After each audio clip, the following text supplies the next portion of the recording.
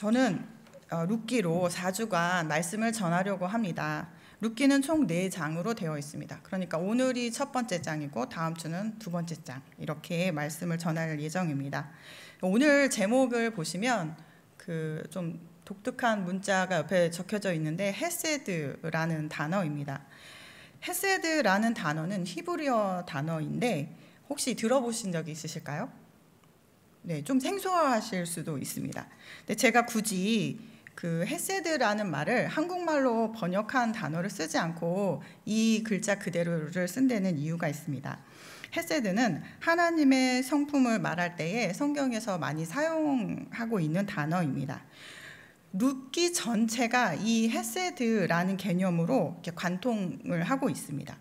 그래서 제가 제목을 이렇게 정했는데, 이게 헤세드라는 그 단어 안에 있는 의미가 너무나 풍성해서 한국말로 한 단어로 이렇게 표현을 할 수가 없는 겁니다.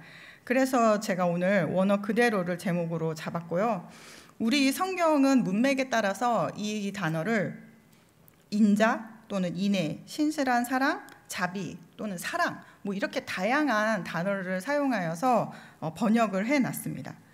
오늘 제가 본문으로 들어가기 전에 이 헤세드라는 단어에 대해서 우리 성도님들과 함께 개념을 잡고 그리고 본문을 들어가려고 합니다. 헤세드라는 것은 하나님의 성품을 말하는 단어 중에 하나인데요. 이게 그냥 어떤 감정이나 친절이 아니라 하나님과 사람 사이의 언약적 관계 사이에서 나타나는 변함없는 신실한 그 사랑을 표현할 때 이 헤세드라는 말을 쓰는 겁니다. 그러니까 아무 관계 없는 사람한테 헤세드를 쓸 수 없는 것이죠. 하나님과 사람 사이에, 그런데 그 안에 언약적 관계로 묶여져 있는 관계에서만 하나님이 계속해서 끊임없이 베푸시는 사랑, 이게 이제 헤세드입니다. 그러므로 그 안에는 어떤 이제 또 다른 특성이 있냐 하면, 약한 자가 공궁에 처했을 때 강한 자가 그 약한 자를 위해서 충성을 다하는 모습이 이 헤세드 안에 포함이 되어 있습니다.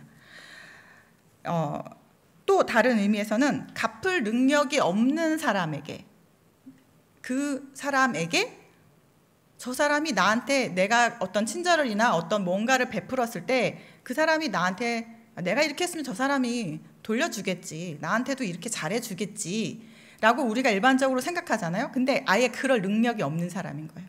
그럴 능력이 없는 사람이어서 내가 도와주지 않으면 안 돼. 저 사람은 아무것도 없어서 내가 도와주지 않으면 안 돼. 내가 저 사람 끝까지 책임져야 돼. 이런 마음이 이 헤세드의 마음인 거고, 이 마음이 하나님이 언약 관계 안에 있는 하나님의 백성들에게 갖는 하나님의 마음이라는 것이죠. 이것을 그 헤세드라는 단어가 갖고 있는 의미가 되겠습니다.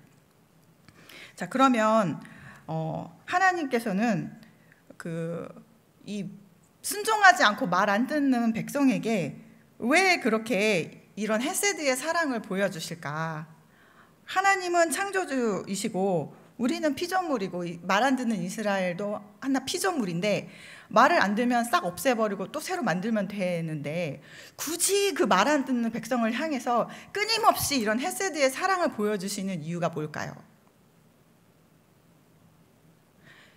이 부분이 우리가 이제 더 잘 알아야 할 부분입니다.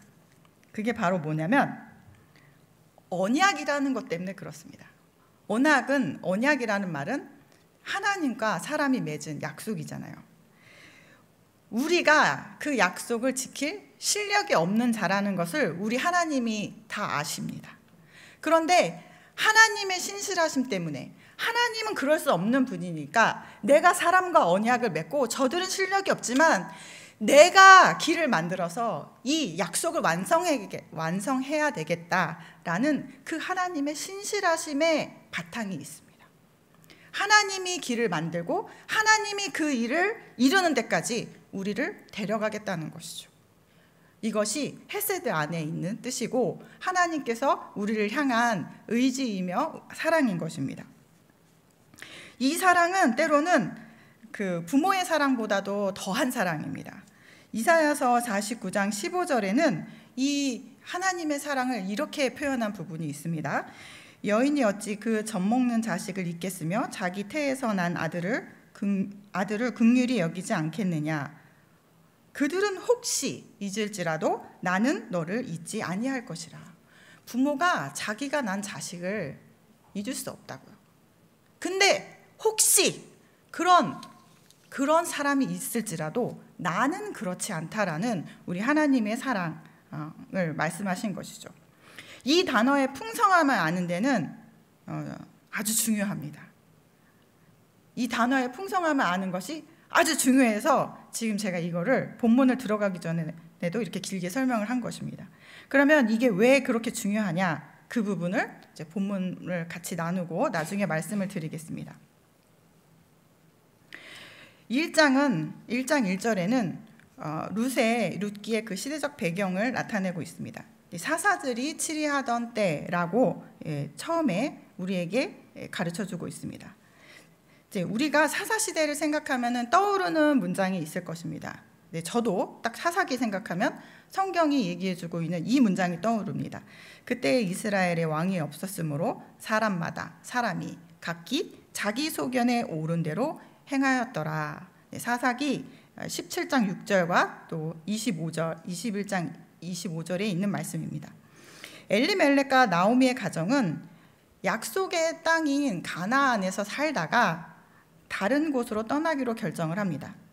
하나님이 인도하여 여기까지 왔는데 그 하나님의 약속을 뒤로 하고 그리고 다른 땅으로 떠나기로 합니다. 그 이유가 그 땅에 흉년이 들었다고 우리 1절에 가르쳐주고 있습니다. 근데 이 가정은 가난했던 것 같지는 않습니다. 왜냐하면 21절에 보면 나오미가 하는 말 속에서 유추를 할 수 있습니다. 내가 풍족하게 나갔더니 여호와께서 내게 비어 돌아오게 하셨느니라. 이 가정은 좀 풍족한 가정이었던 것 같습니다. 그런데 흉년이 들자 이 고향을 떠나서 여길 떠나서 더 좋은 곳, 더 가능성이 있고 더 안정적이고 풍요로운 곳을 찾아 떠났던 것이죠. 하나님의 땅에서, 하나님이 인도하신 땅에서 지켜내기보다는 앞으로의 살 궁리, 앞으로 내가 어떻게 하면 안정적으로 살 것인가, 현실적인 대안을 찾아서 그 땅을 떠났던 것 같습니다. 이것은 우리에게도 주는 교훈이 있습니다.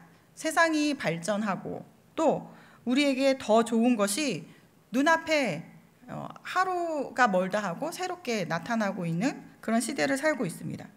더 나은 것이 자꾸자꾸 나오면 우리가 거기에 매력을 느끼게 되죠.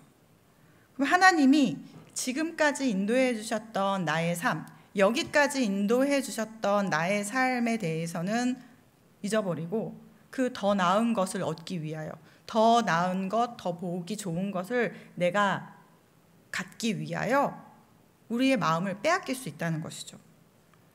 그렇게 믿음의 자리, 약속의 장소를 떠나게 되었습니다. 게다가 이 가정은 하나님을 섬기지 않는, 하나님을 대적했던 모압 지방에 가서 정착을 합니다. 그리고 거기서 이방 며느리들을 맞습니다. 이 모든 선택의 기준이 있다면 이것은 무엇일까요? 여기서 정확하게 분명한 단어로 얘기하고 있지는 않지만 1절이 이 모든 것들을 암묵적으로 우리에게 가르쳐줍니다. 사사시대, 자기의 소견대로, 자기의 눈에 좋은 대로 갔다는 것이죠. 모든 기준은 나의 유익을 위해, 우리 가정의 안정을 위해 좋은 대로 거길 갔다는 뜻입니다. 엘리멜렉이라는 이 사람의 이름은요, 나의 하나님은 왕이시다 입니다. 엘리멜렉의 뜻이 이런 이름을 가지고 있습니다. 그런데 엘리멜렉의 가정이 보인 선택은 아이러니하게도 자기의 소견에 좋은 대로 행한 것을 볼 수 있습니다.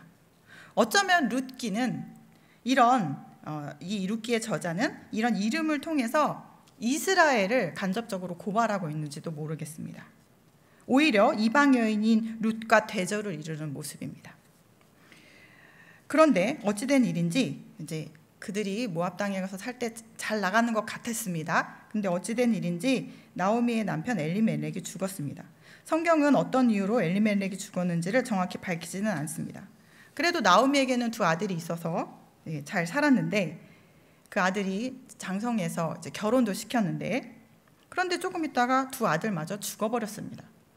남자들의 노동력이 경제력의 중심이 되었던 이 시대에 이 가정은, 남자들이 다 죽었다는 뜻은 스스로 이 가정이 어떻게 살아갈 힘이 하나도 없다는 것을 뜻합니다.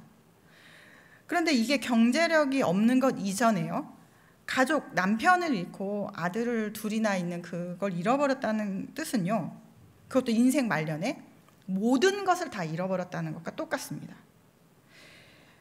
인생이 끝났다는 것과 똑같습니다. 깊은 좌절, 상심, 그리고 살아갈 이유도 소망도 없는 상태에 이르렀다는 것을 우리에게 보여주고 있습니다. 나오미가 겪고 있는 이 현실에 대해서요, 우리는 성경의 내용을 알고 있기 때문에 끝은 해피엔딩이잖아, 그리고 여기를 그냥 아무런 감정 없이 보실 수도 있어요. 그러나 우리가 우리의 각자의 인생에서 살아내야 되는 어떤 영역, 답이 안 보이는 것 같고 정말 어려운 그 기간을 통할 때 우리의 마음은 어떻습니까? 작은 고난이 하나 있어도 그러한데, 하물며 모든 것을 잃어버린 이 여자 나오미에게는 이제는 아무런 기대와 소망도 없는 것이죠.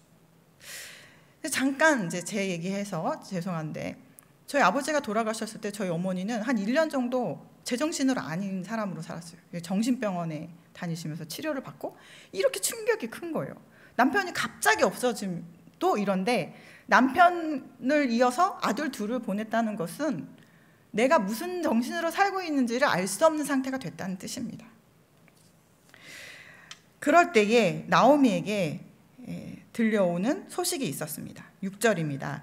여호와께서 자기 백성을 돌보시사 그들에게 양식을 주셨다라는 바로 이 소식입니다. 나오미는 여기서 중요한 결정을 합니다.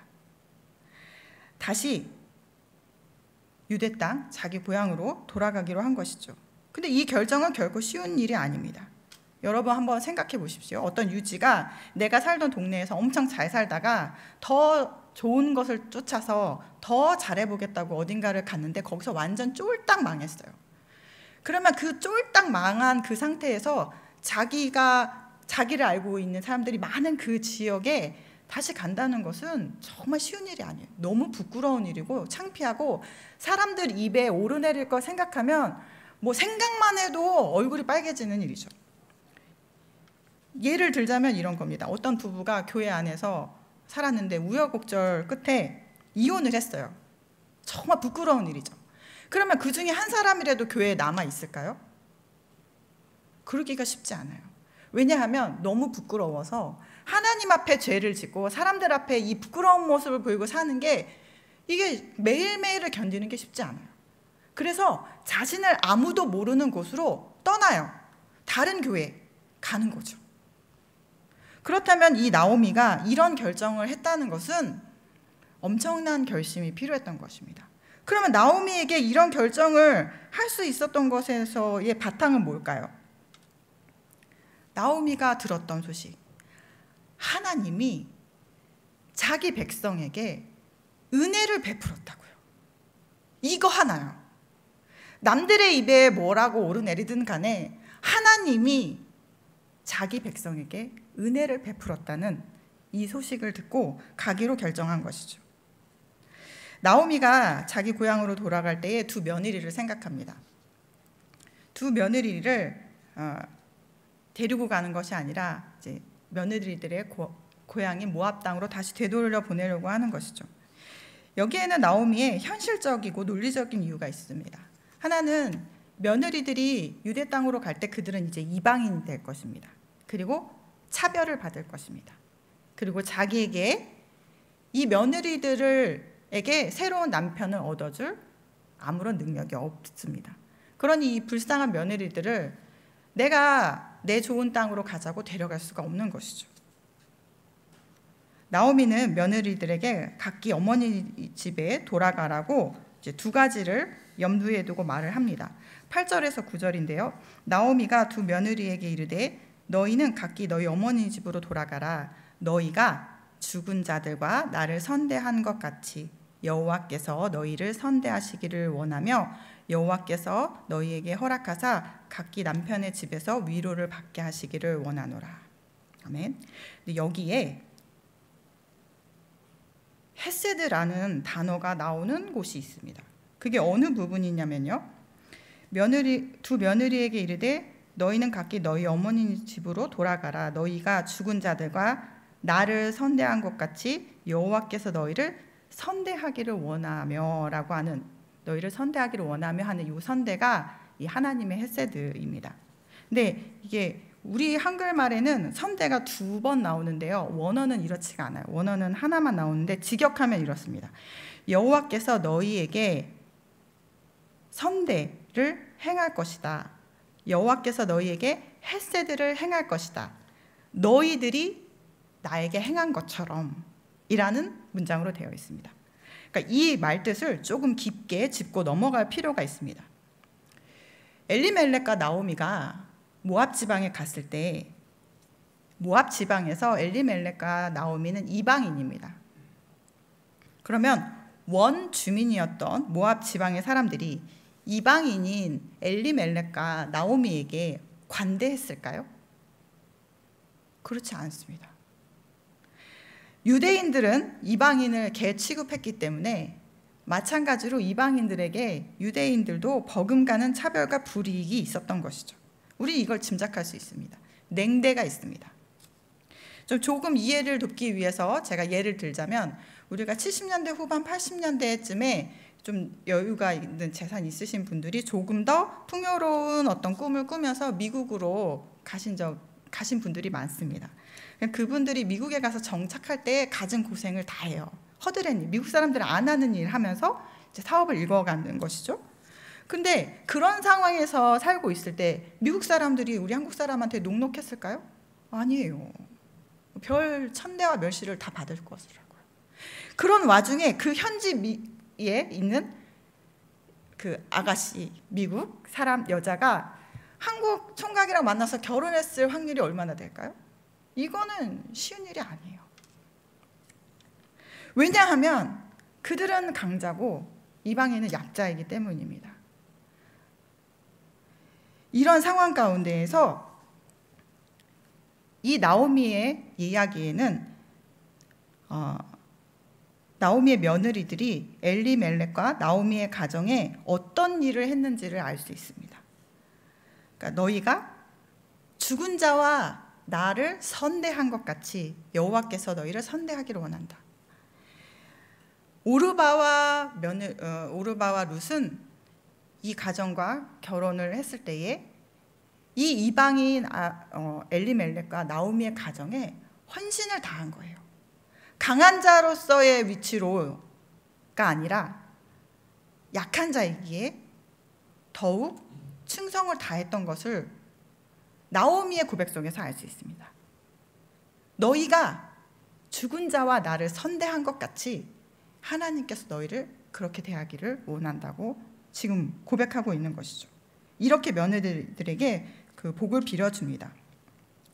그리고 너희가 나를 또 따라가서 소망을 얻을 게 아무것도 없다라는 얘기를 재차 강조하고 있습니다. 자기 집으로 돌아가서 새로운 남편을 만나서 새로운 인생을 살 것을 강권하고 있습니다. 이 젊은 며느리들, 그것도 과부가 아무것도 없는 이제 유대 땅으로 가서 살기는 쉽지 않기 때문에 이런 사랑하는 마음에서 나오미는 아주 강권을 하고 있는 것이죠. 두 며느리가 우리는 어머니의 백성에게로 가겠다고 말하자 나오미가 현실적으로 조근조근 설명해 줍니다. 이래서 안 되고 저래서 안 되고 막 이렇게 설명을 하는 것이죠. 그러자 이제 오르바는 울면서 자기 땅으로 갑니다. 이제 나오미는 안 가겠다고 고집을 부리는 것이죠. 그런데 죄송합니다. 룻은 고집을 부리는 거예요. 안 가겠다고. 자, 룻의 이 이유가 신앙에 기초한다는 것을 알 수 있습니다. 룻이 16절에 어머니에게 하는 말입니다. 룻이 이르되 내게 어머니를 떠나며 어머니를 따르지 말고 돌아가라. 강권하지 마옵소서. 어머니께서 가시는 곳에 나도 가고 어머니께서 머무시는 곳에 나도 머물겠나이다. 어머니의 백성이 나의 백성이 되고 어머니의 하나님이 나의 하나님이 되시리니 어머니께서 죽으시는 곳에서 나도 죽어 거기 묻힐 것이라. 만일 내가 죽는 일 외에 어머니를 떠나면 어머니께서 내게 벌을 내리시고 여호와께서 내게 벌을 내리시고 더 내리시기를 원하나이다 하는지라.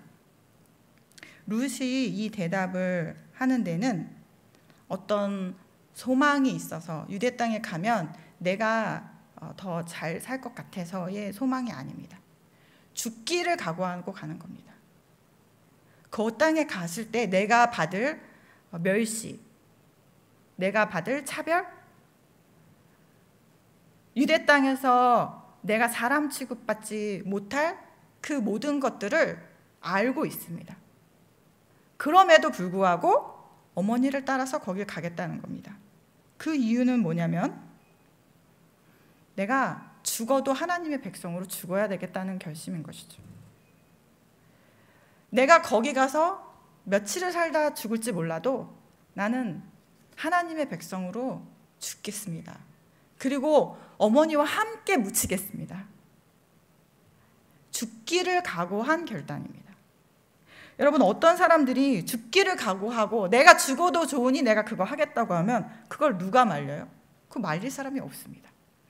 그런데 이 이방 여인 룻의 고백에 죽기를 각오하는데 그 이유가 내가 하나님의 백성이 되겠다고 하는 그 마음인 것이죠.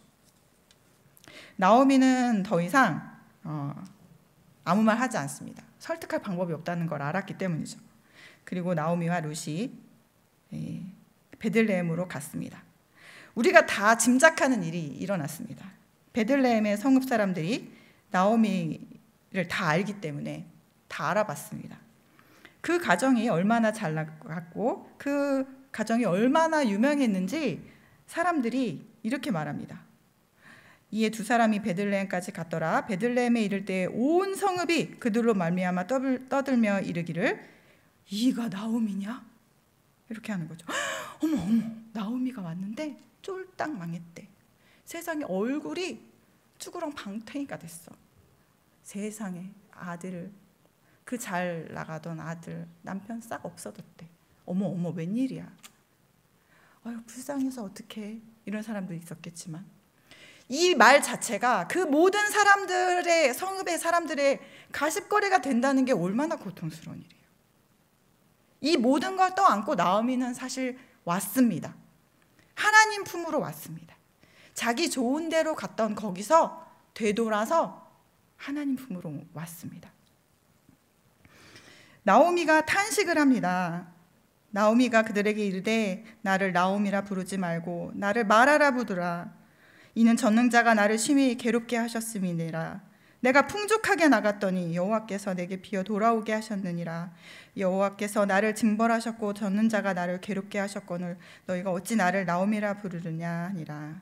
나오미라는 이름은요 즐거움, 기쁨, 환희 이런 뜻이거든요. 더 이상 그 이름으로 불림을 받는 것 자체가 부끄러운 자기 삶이라는 것을 고백하는 것이죠. 이거는 하나님을 원망하는 것이 아니라 내 인생을 탄식하는 겁니다. 내 인생이 이렇게 됐어. 그런데요, 마지막 남은 1장 22절이 이렇습니다. 나오미가 모압 지방에서 그의 며느리 모압 여인 룻과 함께 돌아왔는데 그들이 보리추수 시작할 때에 베들레헴에 이르렀더라. 보리추수를 시작할 때 이것이 암시하는 바가 있습니다. 이 문장에는 하나님이 이들 가정에게 베풀어 주시는 그 헤세드의 사랑이 시작했다라는 것을 넌지시 우리에게 보여주고 있는 것이죠. 약속의 땅, 하나님의 백성으로 하나님의 은혜 받는 자리로 다시 돌아올 때에 그때 하필 보리를 추수할 시기라는 것을 성경은 꼭 집어서 우리에게 가르쳐주고 있습니다. 하나님이 저들을 향한 돌보심이 시작되었다라는 것을 암시해주고 있는 것이죠. 사사시대인데요. 자기 멋대로 자기 좋은 대로 흩어져서 지 하고 싶은 대로 사는 많은 사람들이 있습니다. 그리고 어쩌면 오늘 우리도 그런 시대를 살고 있는 것 같습니다. 별반 다르지 않습니다. 그런 사사시대에도 여전히 하나님을 경외하고 하나님의 말씀을 따라 인애와 자비를 베푸는 사람들의 모습이 룻기 안에 나옵니다. 아까도 말씀드렸다시피 나오미의 며느리들이 그렇게 했습니다. 그리고 또 겉으로는 드러나지 않지만 지금 하나님의 땅에서, 약속의 땅에서 떠난 이들에게 다시 돌아오는 그 자리, 그 시간이 얼마나 걸렸든지 간에 돌아올 때에 하나님께서 돌보시는 일을 시작했다라는 것을 성경이 우리에게 가르쳐주고 있는 것이죠. 돌아오는 길에 벌써 하나님이 예비하셨다는 하나님의 헤세드의 사랑입니다. 제가 아까 이 단어의 풍성함을 아는 것이 아주 중요하다고 말씀을 드렸는데요. 나중에 말씀을 드리겠다고 이제 했잖아요. 우리가 우리 엄마와 우리 아빠, 내가 알고 있는 사람의 능력이 얼마나 있는지를 알면요, 구체적으로 요구할 수 있습니다. 믿으십니까? 이렇게 좀 저렴한 예를 들어서 죄송하지만 아버지 지갑 안에 5만 원이 있습니다. 아버지 지갑 안에 5만 원이 있으면 아버지 지금 제가 돈이 좀 필요한데요. 저 5만 원만 빌려주세요. 라고 구체적으로 말할 수 있는 것이죠. 하나님께서 우리에게 베풀어 주신 이 헤세드의 사랑, 언약 백성 안에 언약 백성으로 머물 때에 하나님이 끝까지 책임지시고 하나님이 그 능력 없는 자와 맺은 언약으로 인해서 하나님이 더 신실하게 그 일을, 새 길을 약속을 이루는 데까지 만들어가는 그 하나님이라는 이 사실을 알잖아요. 우리가 넘어지고 우리가 때로는 좌절하고 우리가 알 수 없는 이상한 길을 가고 있는 것처럼 느낄 때에도 하나님의 그 헤세드가 나를 붙잡고 있다라는 것으로 내가 안정감을 찾을 수 있습니다. 그리고 그 헤세드의 사랑으로 나를 붙잡아 달라고 하나님께 구할 수 있는 것이죠. 하나님 헤세드 하시잖아요. 하나님 저 주의 백성이잖아요. 하나님 제가 지금 너무 힘들어요. 하나님 저 하나님 외에 다른 소망이 없어요. 하나님 헤세드의 그 사랑 성경에서 보여주셨잖아요. 그거 깨달으라고 말씀 주셨잖아요. 저에게 그걸 베풀어 주세요. 지금 제가 그게 필요해요. 라고 구할 수 있는 것입니다. 그리고 그것을 잘 아는 것이 우리의 능력이 됩니다. 믿으십니까? 하나님의 그 풍성하신 하나님의 사랑이 어떠하신지를 우리가 잘 알 때 그것을 구할 수 있는 것이 우리의 능력이 됩니다.